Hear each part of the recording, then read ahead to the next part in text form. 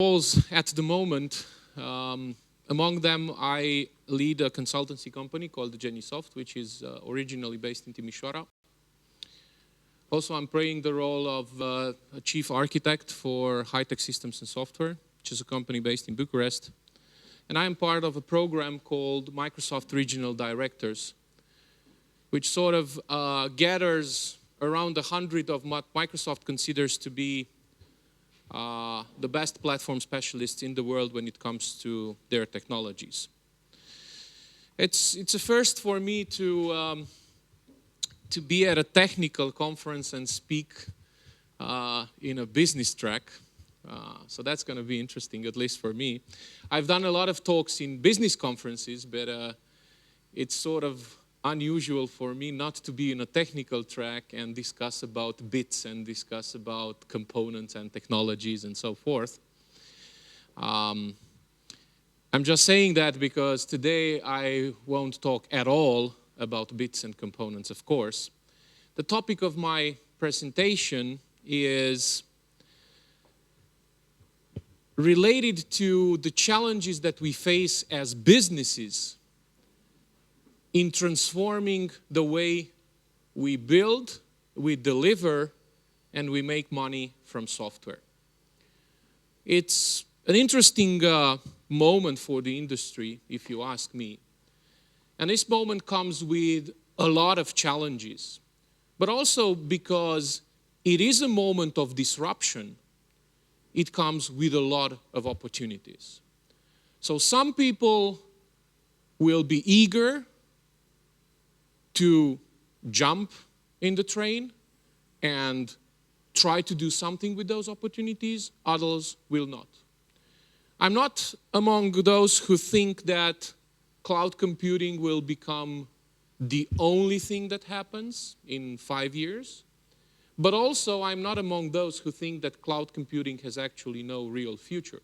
I think the world that we will live in 5 years from now, it's going to be a mixed world. Some stuff will still be in the company data center, and some stuff will still be in the cloud. But the reality is that today the world is changing, and it is changing in some fundamental ways. This is a slide that I love to show.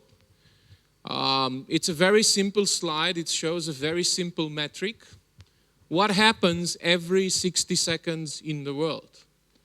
And if you take a look at some of the slices from my slide, there are some things that are just amazing. Well, some of them are even like worrying, right? Do we really make 700,000 Facebook status updates per minute? This is crazy, but it's reality, you know. The way we interact today with technology has changed in a dramatic and fundamental way. And I don't think there is a way back from this. This will just continue to evolve, will continue to go on, and things will be, maybe next year when I'm going to show this slide, the numbers will be even more impressive or frightening, depends on what side of the fence you are. Well, the reality is that the industry is changing, and is changing from the top to bottom. It's changing from the big players, from the giants, and as I'm going to talk about stuff that happens in the Microsoft ecosystem, I've put on the top Microsoft, but I could have put as well things like Amazon, things like Google, things like Apple, right? Maybe not so much names like Oracle or IBM, because those are some companies that are sort of losing the train. They don't realize, or they don't want to accept yet that, but they are not in a very, very good position right now. But the giants are changing. And some of them are changing the game. The others are following in the footsteps of those who are changing the game. But they are changing.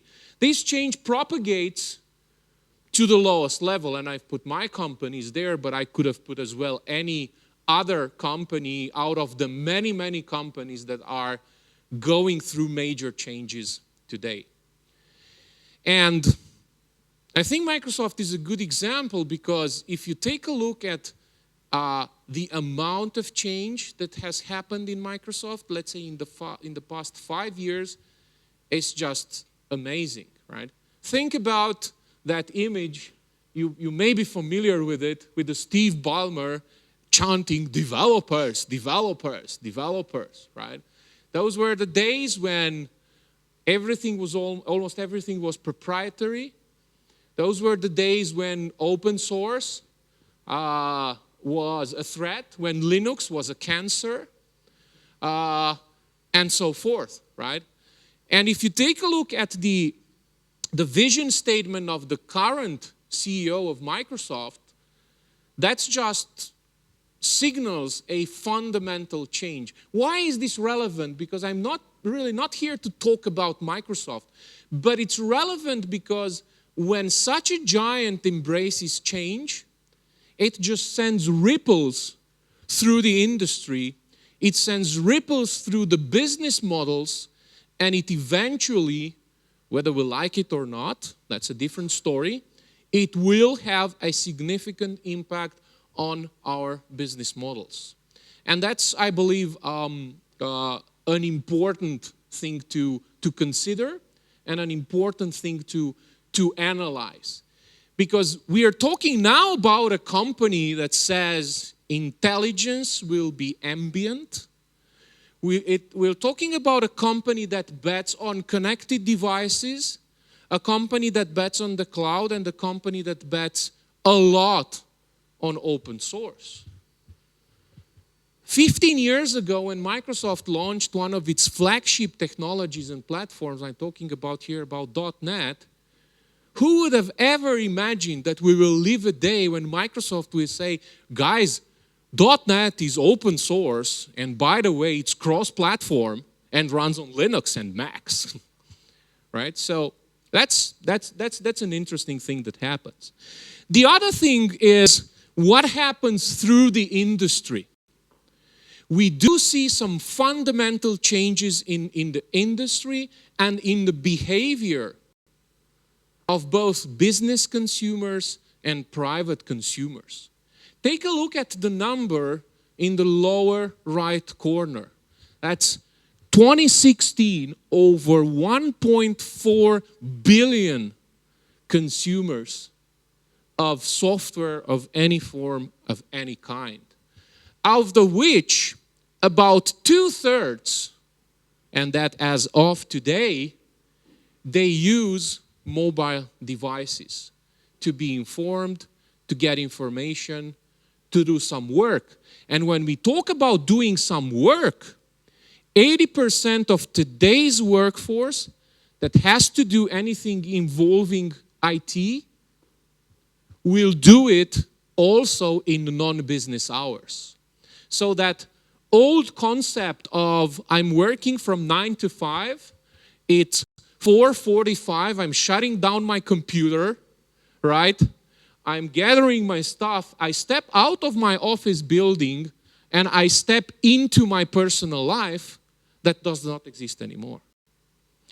Business and personal, professional and personal lives, they come sort of intertwined, they are mixed, and more and more people can't really tell the difference. Now, am I doing right now something personal or am I doing something related to my professional life? Because those things are changing. The other fundamental drive is that really the mobile is the new norm today. There are two interesting things in this chart that I want to underline. The first one, of course, is the explosion of mobile. Phones, phablets, tablets, smartphones, dumb phones, name them as you wish, right? We're sort of getting into a crisis of finding names for the different gizmos that we are using, right? They obviously have taken over, and they're here to stay, and there's no way back. That's clear. But the other interesting thing is the story of the PC. And when I say PC, I say laptops and I say convertibles and two-in-ones and so forth and so forth. The PC is dying since about 2008 and is dying every year. And there are people out there who say, this is the year that the PC will die. And it's dying for the past 6 or 7 years, but somehow it really does not die. And that's a reality. It will not die. And when we actually talk about the PC, to be more accurate, we're talking about the desktop. The desktop is not dying. Because whether we like it or not, there are things that we do in desktops. When I say desktop, I'm talking about the user experience of a desktop that are simply not functional in other forms. They're not functional on phones. They're not functional on tablets. They're not functional on virtual reality helmets or on gaming consoles. And that's a reality. And that's very, very interesting from my point of view. Finally, the third major driver, and this might be even the largest one, is what we call intelligent systems. That's a pretty fancy name for anything that has a CPU and is able to communicate over a network connection. But the estimated opportunities in terms of business for intelligent systems are just staggering. There is a forecast for 2017 which says that the overall market worldwide, it's going to be around 1.7 trillion. Now, whether it will be 1.5 or 1.9, that really doesn't matter. But there are huge amounts of money revolving around this new approach, around these new technologies.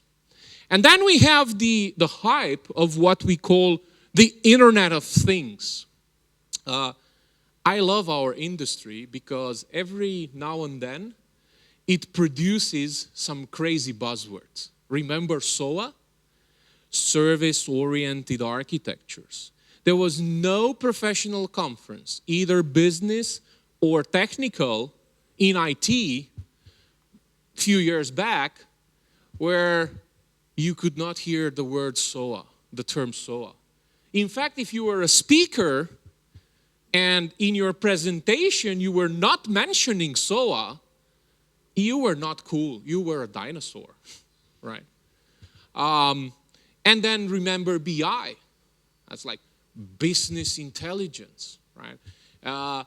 That's an interesting buzzword because it's evolving. It is called now analytics, okay? So it was BI, now it's analytics, and lately it has morphed into advanced analytics. Doesn't that sound sexy? It's like, wow, these guys are doing advanced analytics. Advanced, right? It's like music to your ears, right? Now, the other buzzword is IoT, the Internet of Things, okay?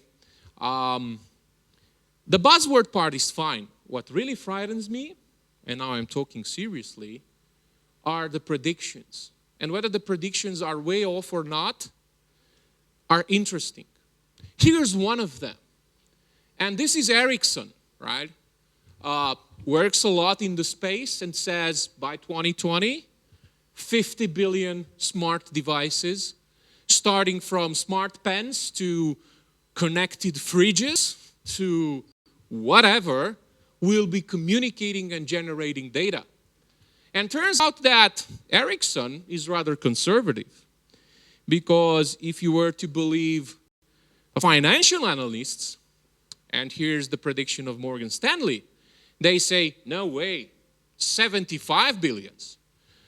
Cool, but if you were to believe the IT analysts, which is IDC, they say, no way, it's going to be 200 billions. It really doesn't matter whether there will be 50 billion devices or 200 billion devices, but the impact is real, and it's really going to change things fundamentally. Now, you know, one of the famous scenes in a Hollywood movie is the scene in a film called Jerry Maguire. Tom Cruise plays a professional sports manager. And there's one scene where he yells, like everybody's hearing in the office, like, "Show me the money." Well, here's an interesting one. Here's one place where the money is. And since we speak about business strategy and business opportunities, the numbers are important. Take a look at the growth rate starting from 2011 all the way to today and projected for 2018 for software as a service solutions and software as a service businesses. It has a consolidated growth rate of over 20%. Now compare this with the projected growth rate of standard packaged software, which is estimated to be at most 4.5%. So the interesting thing here is that, and this is something we have noticed quite a few years ago, we, meaning my companies, we said, this is an interesting opportunity of growth. This is a place where there is going to be more and more interest and more money involved. And even if we are not stellar in our execution, we're still going to grow with the market that grows with over 20% per year. So that's the first important thing. The other one is statistics. In terms of application revenue generated last year, we're already in a place where 1/5 of the revenue generated by software applications comes from SaaS. But that's not the interesting one. This is the interesting one. Over 90% of new software that has been built in 2014 is software built for cloud delivery.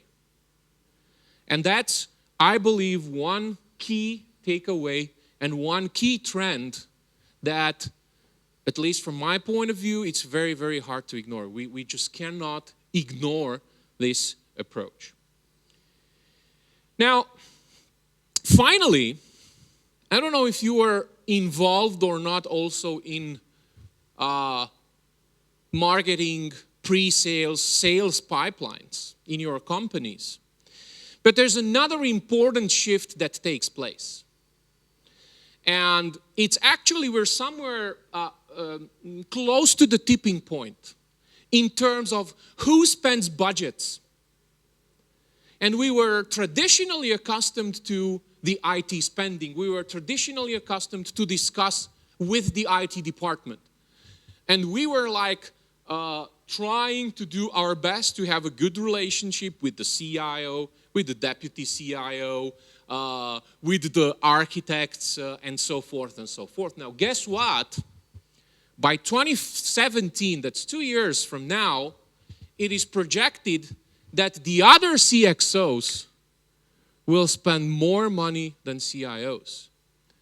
And that's a tough one, because it means that we will start delivering applications and solutions to business and not to IT. And while it's rather easy to explain to a CIO or to an enterprise architect that the reason why certain functionality is not working is because we had a problem with our complex data model that was just not scaling well, this is simply, and I'm sorry if the word is too strong, this is simply bullshit to business. Business really cares about stuff that works the way they want, when they want, in the time frame they want. And that's another thing. Preparing my presentation today, I did a short overview of my presentations this year. And I realized that as of May the 20th, 2015, this year, I've done more presentations to business than to technical folks. And that's a trend that it's gonna be stronger and stronger, I believe. Now, of course, when we live in this world and we build software, and of course we want to make money from the software that we are building, the key question that we face is, well, how are we going to deliver those experiences? And I'm going to get into more detail about these overall very generic questions, because it hides some very specific questions that are, let's say, difficult to address today.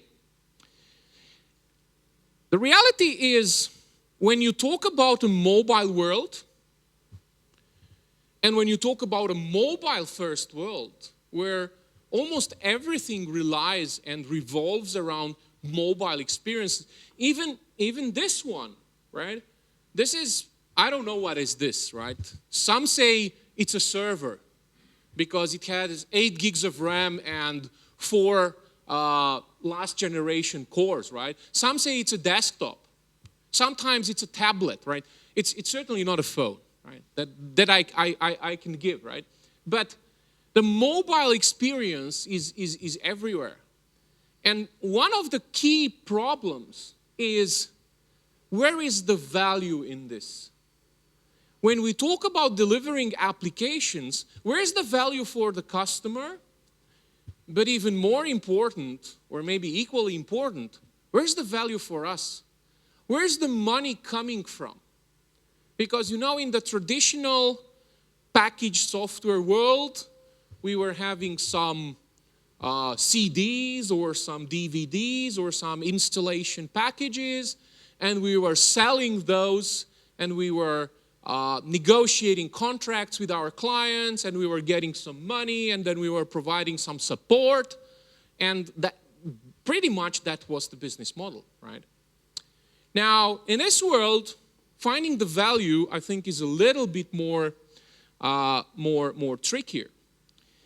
And of course, the interesting question is, where do you invest? Because depending on the, let's say, approach, the answer to the question could be very easy or could be very hard. If I say, where do I invest if I aim to be on the largest number of devices in the world? The answer is, unfortunately, obvious. It's Android, right? If the question is, where do I invest if I want to get the most revenue from potential customers, then the answer is not so clear. If the question is, where do I invest so that I can benefit from the internal targets of a big player that could in turn help me, that's an even more interesting question, right? And we will get into some of the details here, but I think first of all it's important to understand that this is a real question, right? And the worst thing you can do is to get the answer from developers to this question. Okay? Because if they like Apple, they will say iOS is the game in town, right? Best devices, best experience, whatever, right? If they come from the Linux world, they will say Android, by all means. If they're .NET developers, they will say, well, we need to invest in Windows platforms, right? That's the biggest mistake that you can do, asking your technical people to give you the answer. This is a business question. And it's a tough one today. And depending on the answer to this business question, there are lots of things at stake. The other interesting question here, just like a sub-question to this stuff, is, well, how do I invest in all these things? Because, you know, today's world is interesting because you have a lot of ways to accomplish the same goal. And as usual, of course, the devil is always in the details. So here you have some interesting questions. And before just talking a little bit about this slide, let me say one important thing. You might wonder, this guy is talking about business and he's talking about models and challenges and so forth for software as a service. Why the heck is he talking about the client? And there is one good reason why I do that, and that's one thing that we found out the hard way. It really doesn't matter what's behind the client. In a SaaS world, the customer expects something that works great, that looks great, and that does what he or she wants. But they really don't care what's behind, as long as it does what they want. And it is sort of assumed that if you do SaaS today, you are brilliant on the back-end side, and you have figured out all the technical challenges for the server side. That's one of the big, maybe the biggest challenge in turning into a SaaS solution provider. It's not really a technical problem anymore. Don't get me wrong. It is supposed that you solved the technical problem. So you still have it, okay? You still have it. But the name of the game, it's not about the technical platform anymore. It's not the way you convince customers that your approach and your solution is better than your competitor's approach or your competitor's solution. That is why the client is pivotal in this talk. So let me get a little bit to this one. So, question is good. Suppose that I figure out where do I invest. The next question is, how do I do it? Do I go native? Do I go cross-platform with HTML? Or do I go cross-platform with something like Xamarin or Universal Apps? Every single approach has commercial and cost implications which are really, really serious. And I'm not gonna stay here and say this is the way to go or that is the way to go, because that's can be a very technical discussion, but also a very business-oriented discussion. But I just wanted to give the big picture for this. Now, going in sort of a logical sequence, my next question, and mind, all these were questions I and my colleagues went through and spent sometimes days or nights or weeks trying to figure out our way through these. So this is not really something that somebody in a desk looking on the window was writing in slides, okay? Like, how do I do some cool slides about SaaS? Okay, not really. These are questions that we did face in the past 2.5 years. Now, how can we adapt to this world? Because, at least in our case, we did not have the luxury of being what they call born in the cloud. In other words, we did not have the luxury of being a startup, okay? We were a company or a group of companies that were established back 15, 16 years ago with folks working in the industry for the past 20 years, 25 years. That's an advantage, but also it could be a significant drawback, because changing the mindset in the company is not something that is really, really easy. Because the reality is that today we're living in an apps world.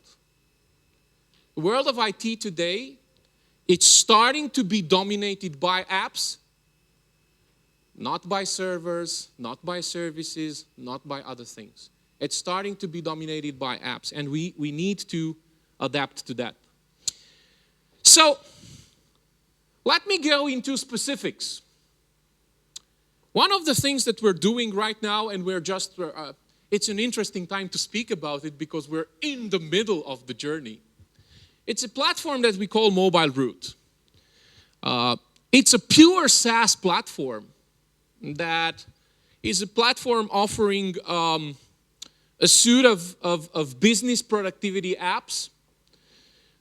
We do some Salesforce there, we do some field force management, we do merchandising, and we do proximity-based solutions for customer interaction. That's actually what we aim to do. The back end is the cloud, and as you probably assume, it's Microsoft Azure. And the front end is in form of mobile apps.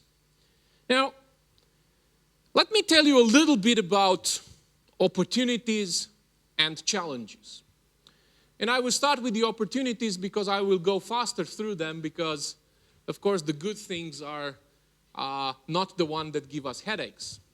First big opportunity is market. Access to different markets. And that's sort of a given with SaaS solutions. But it's not for free. I'm going to talk later about it because this expanded market opportunity means that you need to change some of your core processes, like your marketing and sales pipelines. And that's another interesting discussion. Another big opportunity is it's way easier to go to the business decision maker. Because the talk is business. You're really not talking about how smart is SQL Server in the cloud or how fast are the Microsoft Azure machines or how much storage you can fit into one cloud account and so forth and so forth. You are talking about business applications and business functionality. So that makes it sort of easier. The revenue. We've opted for the typical subscription per user per month approach, which actually gives you a highly predictable revenue stream. Because it's pretty clear where you stand, what are your growth opportunities, and what is your constant cash flow in terms of financial income. There are caveats here too, and I will talk about them. And finally, the talk about infrastructure support. It's a completely different game. And that's because of the cloud. Now, that's the good stuff. Forget it. Let's get into the real problems. Probably the most important challenge that you have when you start thinking about becoming a SaaS provider is a change in your business model. The way, and here are the two cases I've mentioned. If you are born in the cloud, you are a startup, it's easier because you have to learn the business model. Since you are a startup, of course, you don't have too much knowledge about the business model, so you have to learn. How do you learn? That's a different discussion. You either hire people who know about it, or you learn it on your own, from your own experiences. But if you are not born in the cloud, that's a bit more painful because you have to change your business model. You've probably been used to selling packaged software. You've probably been used to sell stuff to your customers that it's very control-oriented, meaning that you have access to what they use, you can intervene, you can help them, and so forth and so forth. There's probably one type of financial model that you have, one type of sales model that you have, one type of marketing model that you have, and all of those need to change. The caveat about revenue: expect no revenue at the beginning. And that's tough, especially if you need to report to some shareholders of your company. It's a model that fundamentally will not produce revenue at the beginning. So you need to be prepared for that, you need to accept that, and to be honest, you need to have the financial strength to finance that. And that sometimes, of course, is not easy. I don't want to get into the mess of legal and regulation, but it's a mess. And it's a mess you need to deal with, okay? When you are holding the solutions of your customers, when your customers are holding their own data in their own data center, that's a non-issue. But when your customer is maybe 500 kilometers or 1,000 or 2,000 or 10,000 kilometers away, all of a sudden that can become an issue. And now let me get to the real pain. Discipline and service level agreements. You know, for folks who are used to provide and sell packaged software, this is something that in time, as your customer relation improves, becomes less of a problem, right? If something doesn't work, well, it might be a tragedy, but if your company CEO calls the customer CEO or CIO and says, hey, look, there's been an issue, so and so and so, that's a bomb that can be diffused, right? Usually. There are cases when it cannot be. If your system responds slowly for a couple of hours because one of your, storages has failed or whatever, business users will be like, okay, but things will go on. In the world of SaaS solutions, if your expected SLA is not met, there will be two things. First, customers will probably leave your platform.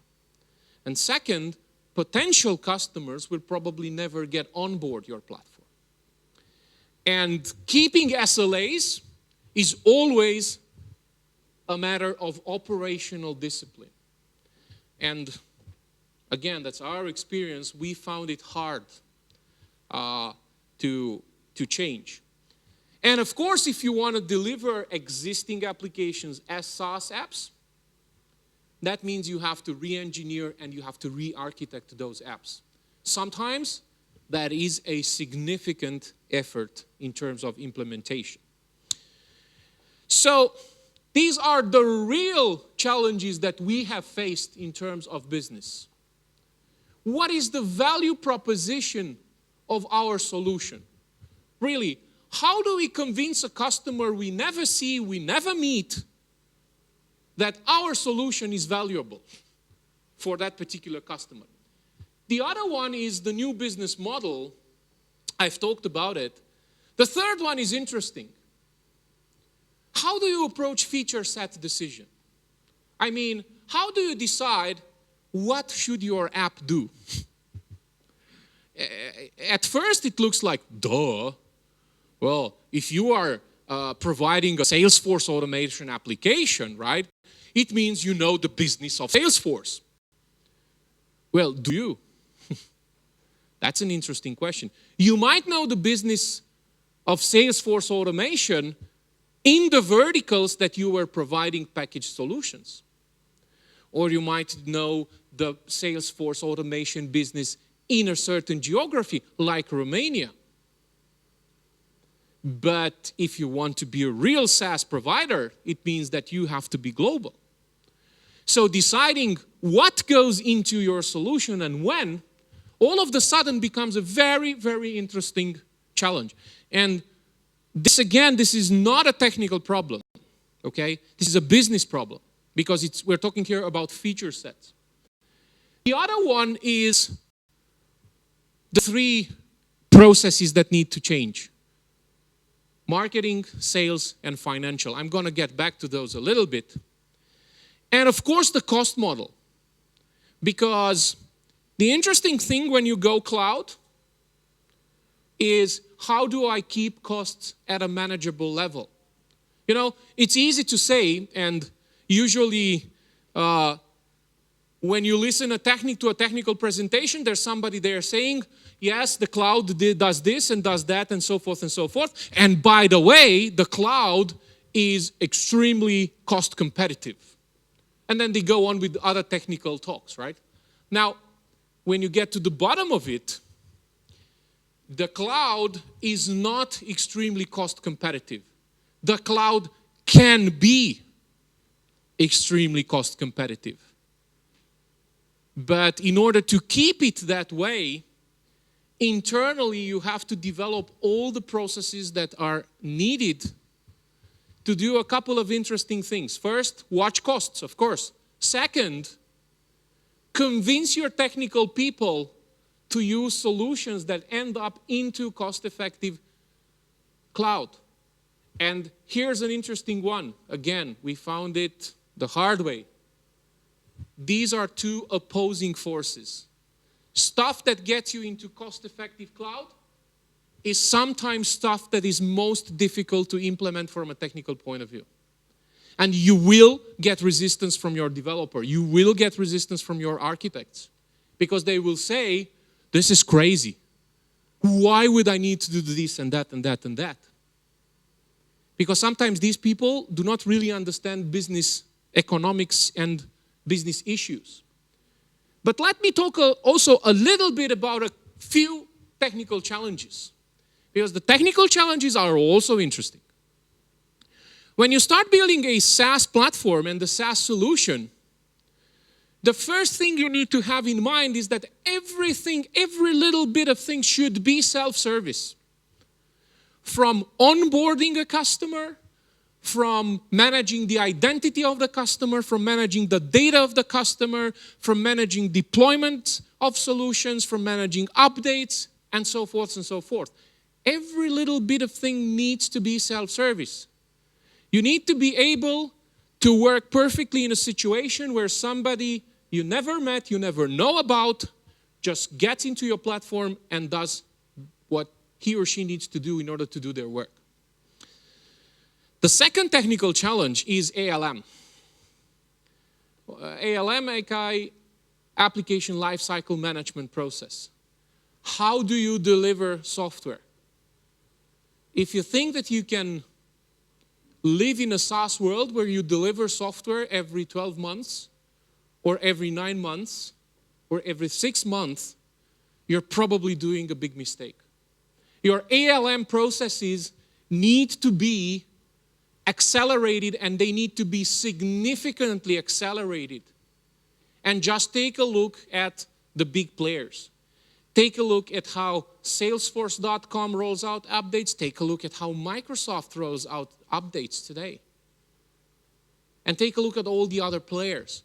You need to provide constant updates, fixes, features into your solutions. And that is a big, big issue in terms of the ALM process. The third category of technical challenges are the one related to the architecture of your solutions. How do you implement tenant management?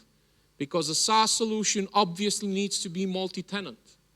How do you manage the data model of your customers? And I really don't want to get into technical issues here, but I just want to put on the table one simple question.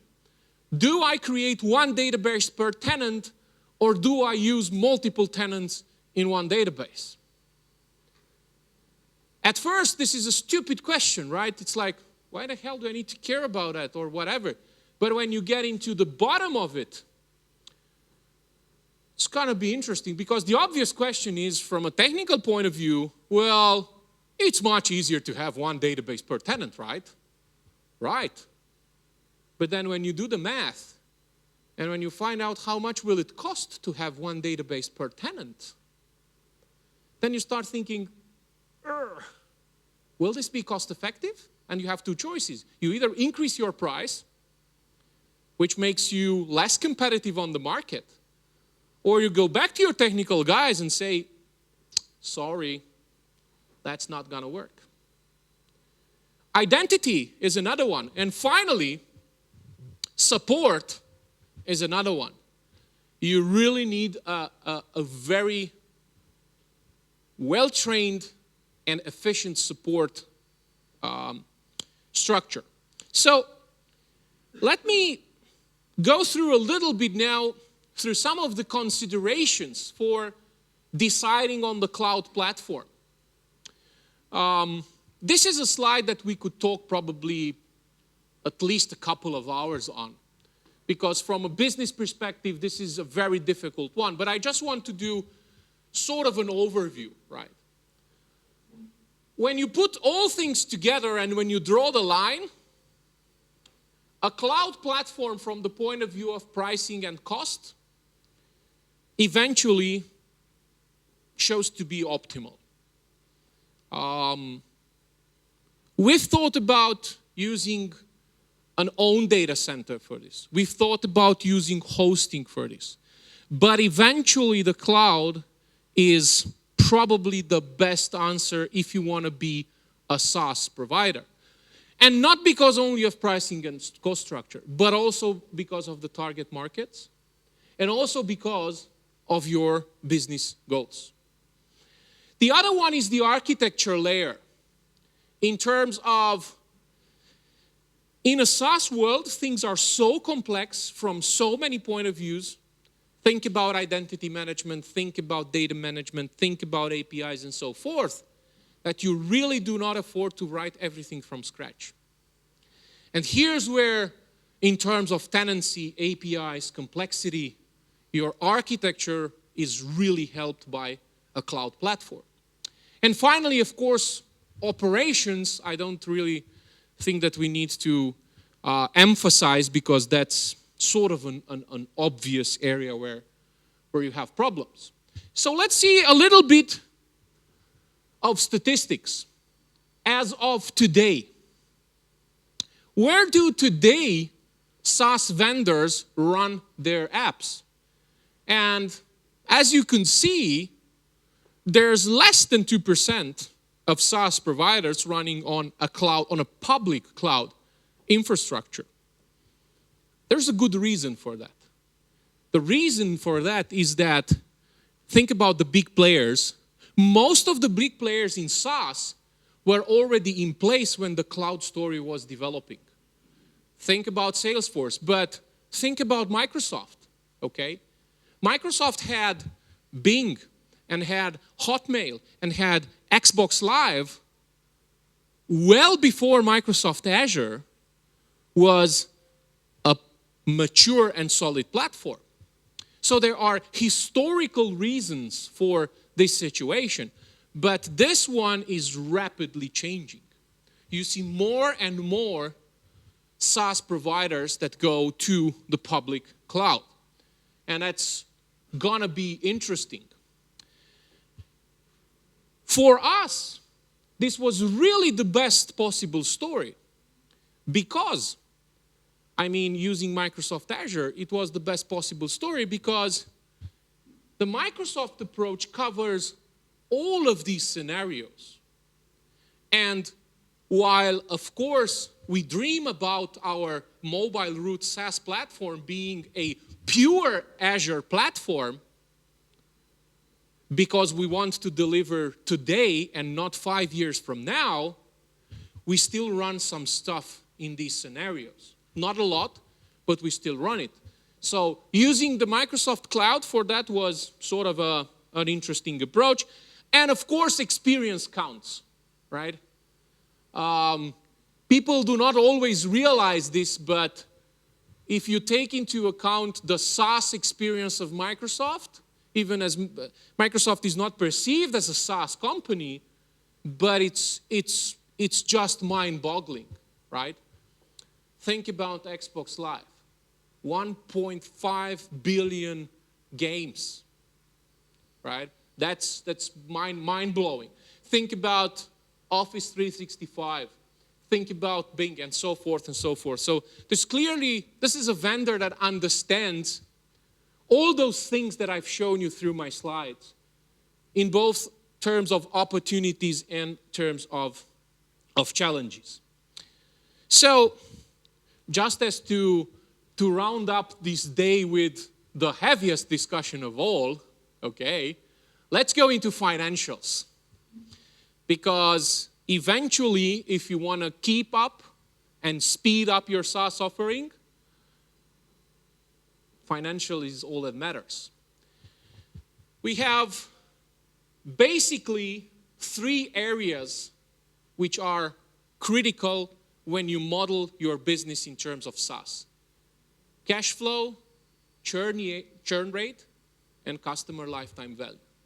These are the new things that are critically important when you model your business if you want to be in business 1 year from now, 2 years from now, 3 years from now, right? And you need to understand what is the monthly recurring revenue, the committed monthly recurring revenue. You need to understand what is the pipeline and what is the churn rate of your customers. The churn rate is the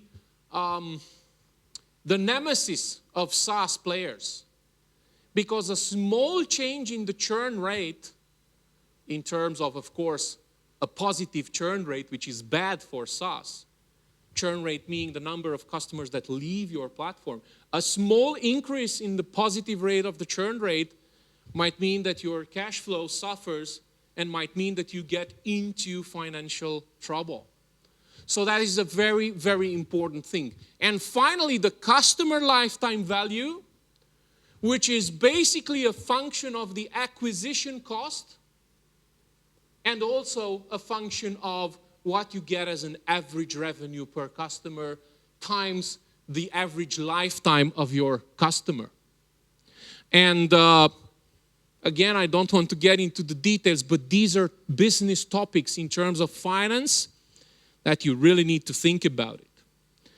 The other one, which was very interesting for us, is marketing. How do you do marketing for a SaaS solution? Most probably you won't do it the traditional way.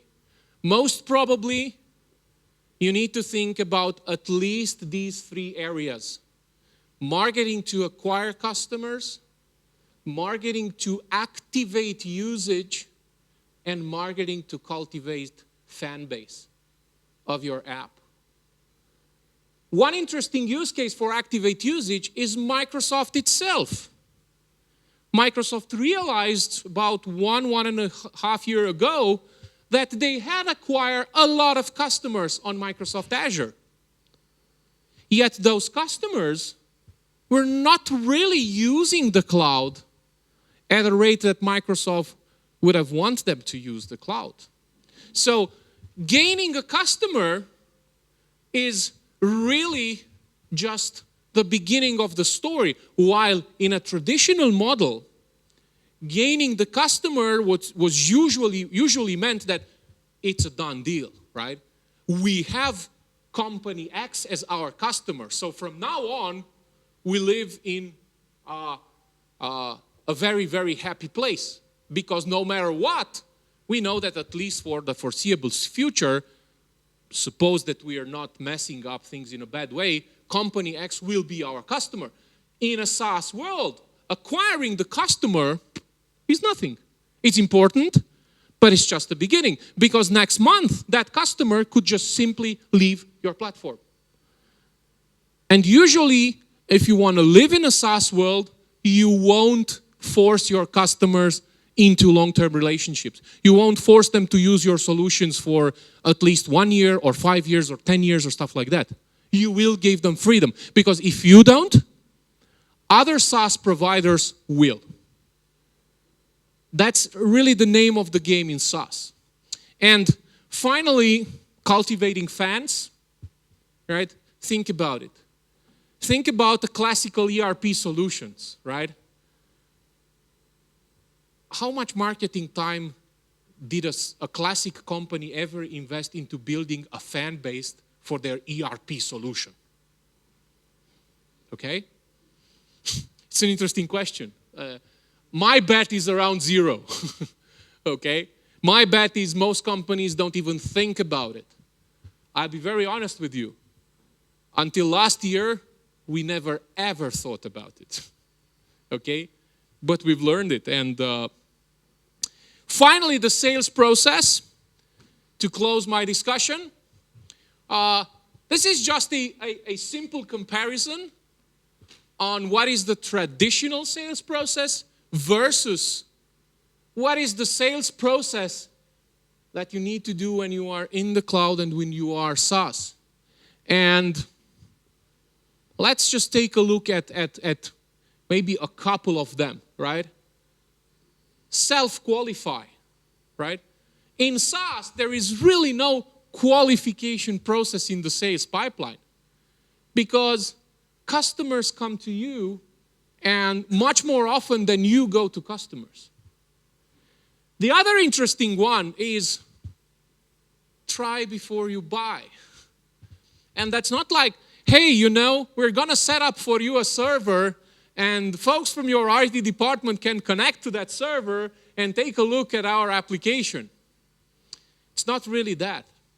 And what we found out is that by analyzing the market, and that's what we are doing right now, is you really need to think very, very hard about the freemium model. Give the customer something for free to play with, and then upsell and get your money. And sometimes that proves to be challenging, okay? So I don't want to get into the details, but I just want to highlight that the old, or let's say not old, it's not correct. I think the classical process versus the process for cloud-based and SaaS are fundamentally different. And finally, and that's probably one of the toughest things, how do I offer support to our customers, to my customers? And here's the key difference. In a traditional world, customers will use support because they paid for it. Yeah. But in the SaaS world, they will pay for it because they use it. So in a SaaS world, it's rather hard to go out to a customer and say, this solution will cost you X per user per month. And upfront, it will also cost you Y in terms of support. The customer will say, really? What's this? I don't even know that I will be using this. Or I don't even know if I will be needing this.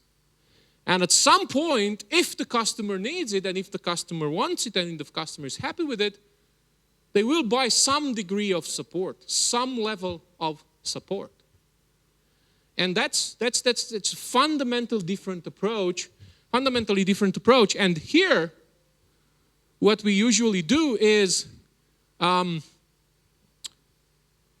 we know that we have money from the customer for support, and we will probably allocate folks to do the support. But here, the trick is, you might need to do support even if you don't get money for it.